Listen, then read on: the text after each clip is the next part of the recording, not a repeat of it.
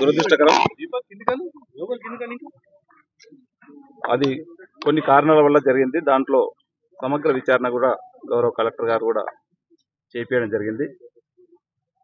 ఆ 3 days నుంచి కూడా కలెక్టర్ గారు కానీ మేము కానీ ఎప్పటికప్పుడు పర్చేస్ చేసుకుంటే ఎవరు కూడా ఇబ్బంది లేకుండా స్టూడెంట్స్ అందరూ కూడా ఎప్పటికప్పటికి వైద్యం ఏ విధంగా అవుతుందో డాక్టర్స్ సంప్రదించుకుంటూ ఒక మంచి ట్రీట్మెంట్ ఇచ్చుకుంటూ ఈరోజు అందరూ కూడా స్టూడెంట్స్ అందరూ కూడా ఫ్రీగా చాలా హ్యాపీగా ఉన్నారు. ఎందుకంటే ఒక జబ్బు వచ్చినప్పుడు ఒకటి ఏదైనా ఇబ్బంది అయినప్పుడు ఫుడ్ ఇన్ఫెక్షన్ కానీ ఏదే జరిగినప్పుడు ఒక 2-3 days ఉండడం అయితే వాస్తవం. అది దాంట్లో రికవరీ కావడం ఈ రోజుకు ఆల్మోస్ట్ చాలా అందరు కూడా ఇప్పుడు ఎవరైతే 6-7 మెంబర్స్ అయితే ఉన్నారో అందరు కూడా హ్యాపీగా ఉన్నారు. కొద్దిగా మేము మామూలు బ్రేక్ఫాస్ట్ చేసినప్పుడే కానీ సాయంత్రం కొంతమంది ఏమో మధ్యాహ్నం లంచ్ చేసినప్పుడే కానీ కొద్ది వామిటింగ్స్ వస్తున్నాయి అంటున్నారు. అంటే ఏదైనా తగ్గినప్పుడు ఒకసారి స్టార్ట్ అయినా ఒకేసారి ఒక టాబ్లెట్ కు తగ్గదు. 3-4 days టైం పడుతుంది. మేజర్ డాక్టర్ సాబ్ ను వాళ్ళని అడగడం ఏంటంటే వాళ్ళు అడిగిన తర్వాత కూడా కొద్దిగా గ్యాస్ ఎక్కువ ఫామ్ కావడంలో కూడా ఇట్లా జరుగుతూ ఉన్నది. కానీ ఆ 3 days కింద జరిగింది మాత్రం మనం కూడా దానికి ఒప్పుకోవాల్సిందే. కొద్ది ఫుడ్ ఇన్ఫెక్షన్ రావడం, ఫుడ్లోనే కొన్ని ఇక్కడ ఉన్నటువంటి కుకింగ్ లో కానీ వాళ్ళు కొద్ది ఇబ్బంది పడి వారి ద్వారానే జరగడం జరిగింది. వారిని కూడా కలెక్టర్ గారు నడితే ఇమీడియట్ వాళ్ళని సస్పెండ్ కూడా చేయడం జరిగింది. ఇక్కడ ఉన్నటువంటి వాళ్ళందరినీ కూడా సస్పెండ్ చేయడం జరిగింది. కొత్త వాళ్ళని కుకింగ్ కూడా మొత్తం కూడా కొత్త మేనేజ్మెంట్ అప్పచెప్పడం జరిగింది.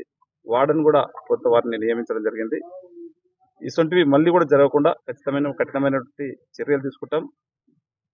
ఎక్కడ కూడా ఇలాంటి ఆస్కారం లేకుండా ఎక్కడ తావు ఇవ్వకుండా గౌరవ కలెక్టర్ గారు కానివ్వండి, మేమందరం ప్రజాప్రతినిధులు కానివ్వండి, డాక్టర్స్ గారు కానివ్వండి, అందరూ కూడా ఎప్పటికప్పుడు తగిన సూచనలు ఇచ్చుకుంటా మళ్ళీ ఇలాంటివి పునరావృతం కాకుండా తప్పకుండా చేస్తాం. దయచేసి నేను ప్రతిపక్షాలు కూడా ఒకటే అప్పీల్ చేస్తా ఉన్నాను. ఒక కార్యక్రమం ఒకటి ఉన్నప్పుడు కొన్ని జరుగుతాయి అప్పుడప్పుడు. ఎందుకంటే గతంలో కూడా చాలా మటుకు జరిగినాయి. దాన్ని ఇంత హంగామా చేయవలసిన అవసరం లేదు. తప్పకుండా మీరు మంచి సూచనలు చేయండి. దాన్ని మేము స్వీకరిస్తాం. మీరు ఒక మంచి సూచనలు చేయండి, స్వీకరించి అందరు కూడా, ఎందుకంటే దాంట్లో మనకు అందరు పిల్లలు ఉన్నారు. ఈ రోజు స్టూడెంట్స్ అంటే ఒక దేవుడితో సమానం. బీద బడుగు బలైన వాళ్ళే ఇక్కడ హాస్టల్లో ఉంటారు. ఈ రోజు ఎంతో వాళ్ళ తల్లిదండ్రులు వాళ్ళ పైన ఎన్నో ఆశలు పెట్టుకొని హాస్టల్లో జాయిన్ చేసిపోయారు. ఇలాంటిది వచ్చి రోజుకొకరు మాట్లాడి ఈ మీడియా వల్ల పెద్ద హైప్ చేసుకొని వాటిలకు హైప్ వస్తే అనుకుంటాం, కానీ పిల్లల జీవితాలతో మనం ఆడుకోవాల్సిన అవసరం ఉంటుంది. దయచేసి ఇలాంటివి గతంలో జరిగినప్పుడు కూడా ఏ ప్రభుత్వాలు ఇంత హైప్ చేయలే. దయచేసి ఇలాంటివి సహకరిద్దాం. మీరు కూడా వచ్చి మంచి సలహాలు ఏంటి, ఖచ్చితంగా ఆ సలహాలని మేము స్వీకరిస్తాం.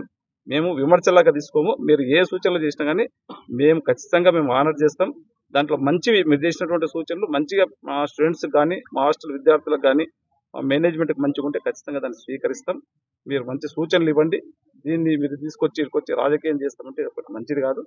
ఇలాంటివి మాత్రం ఖచ్చితంగా జరగడం అయితే మంచి పద్ధతి కాదు. మళ్ళీ జరగకుండా ఖచ్చితంగా చూసే బాధ్యత ఒక ఎమ్మెల్యేగా నాకు కూడా ఉంది. గౌరవ ముఖ్యమంత్రి గారు కూడా చెప్పిండ్రు. ఇప్పుడు ఎందుకంటే మన గవర్నమెంట్ వచ్చిన తర్వాత కూడా మెస్ ఛార్జీలే కానీ దాదాపు ఫుడ్ మెస్ ఛార్జీలు కూడా 50% పెంచడం జరిగింది. కాస్మెటిక్ ఛార్జెస్ కూడా ఒక 60% పెంచడం జరిగింది. గత 10 సంవత్సరాలు కూడా కాదు బీఆర్ఎస్ లో పట్టించుకున్న పాపానే లేదు. గౌరవ ముఖ్యమంత్రి గారు మరి ఇది ఇప్పుడున్నటువంటి రేట్స్ కు ఇబ్బందికరంగా అయితే ఉంది. వాళ్ళకి నాణ్యమైనటువంటి ఫుడ్ పెడతలేరు. వాళ్ళకు ఒక మంచి ఫుడ్, క్వాలిటీ ఫుడ్ పెట్టాలనే ఒక ఉద్దేశంతో ఈ రోజు ఉన్నటువంటి ఛార్జెస్ కూడా ఈ మధ్యనే లాస్ట్ 1-2 months పెంచడం జరిగింది. ఇంకా అవసరం అనుకుంటే మంచి నాణ్యమైనటువంటి ఫుడ్ పెట్టడానికి ఏదైతే అవసరమో అది ఖచ్చితంగా చేస్తాం. కానీ ఎక్కడ కూడా ఎవరిని ఇబ్బంది పెట్టే పని చేయం. వారికి అన్ని విధాల అండదండలు ఉండి మేము ఖచ్చితంగా ఇక్కడ ఉన్నటువంటి విద్యార్థులను చూసుకునే బాధ్యత మాకు ఖచ్చితంగా చూసుకుంటామని చెప్పి కూడా తెలియజేసుకుంటున్నాను. Thank you. దీనికి కుట్రకోణం ఉందని అంటే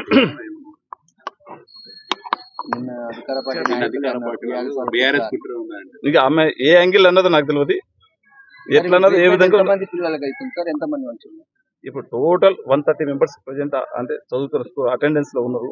అటెండెన్స్ రిజిస్టర్ చెక్ చేస్తే టోటల్ 130 మెంబర్స్ ఉన్నారు. దాంట్లో 7 మెంబర్స్ వాళ్ళు కూడా చాలా హ్యాపీ ఉన్నారు. వాళ్ళ పేరెంట్స్ తో కూడా మాట్లాడినాం. వాళ్ళకు కూడా చెప్పినాం మీకు ఇక్కడ ట్రీట్మెంట్ చేస్తే బాగుంటుంది, ఇంకెక్కడ ట్రీట్మెంట్ హైదరాబాద్కి ఇట్లా చేయాలి పంపించాలని కూడా అడిగినాం. అవసరం లేదు ఎక్కడ కూడా దాంట్లో విద్యార్థులతో రాజకీయం చేయవలసిన అవసరం మనకు లేదు. దాన్ని ఒక మంచి కోణంతో చూద్దాము. అలాంటిది ఏదో ఒకటి జరుగుతుంది దాన్ని దాపెట్టాలి అనేది ఎక్కడ కూడా ఉంది. అంతా కూడా ట్రాన్స్పరెంట్ గా ఉన్నది. ఒక గౌరవ జిల్లా మేజిస్ట్రేట్ గారు ఉన్నారు, ఆ విధంగా చేయగలుగుతామా? 3 days నుంచి రెగ్యులర్ గా మేజిస్ట్రేట్ గారు కలెక్టర్ గారు కూడా సేమ్ హాఫ్ అన్ అవర్ కి వస్తారు ఇట్లా ఎంక్వైరీ చేస్తారు ఏం జరుగుతుందో తెలుసుకుంటుంటారు తను. హోల్డర్స్ కూడా లోపలికి పోయి చూసి వచ్చారు సార్. నిజాం ఏముంది, మనం వైస్ చైర్పర్సన్ ఏదో వచ్చారు, వారు కూడా ఇంతకు ముందు చైర్పర్సన్ వాళ్ళు vice chairman municipal vice chairman గారు కౌన్సిలర్ గారు కూడా పంపించి చూపించడం జరిగింది కూడా.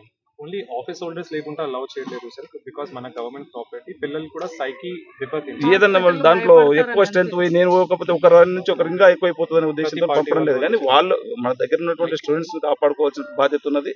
స్ట్రెంత్ ఎక్కువ అయ్యి రోజు అదే పని అయితే వాళ్ళకు ఇంకో విధంగా వైరస్ వచ్చి విధంగా ఉంటుంది. డాక్టర్లు కూడా సజెస్ట్ చేస్తారు ఎక్కువ మంది ఉంటే బాగుండదు, వాళ్ళనే డిస్టెన్స్ మెయింటైన్ చేయడం జరిగింది. లేని వైరస్ మళ్ళీ కొత్త వైరస్ ఎందుకు తెచ్చుకోవాలని చెప్పి డాక్టర్స్ సజెషన్ తోని వేరే వాళ్ళని రానియట్లేదు. అండ్ ఒకవేళ సార్ ఇంకా మళ్ళీ ఎవరికి ఇబ్బంది ఉంటే మనం ఎంతమంది పంపిస్తాం. సస్పెండ్ చేశారు ఒక నిమిషం ఒకవేళ ప్రాబ్లం ఉంటే మళ్ళీ పిల్లలకు బెడ్లు కూడా లేవు చెప్పండి సార్ ముందు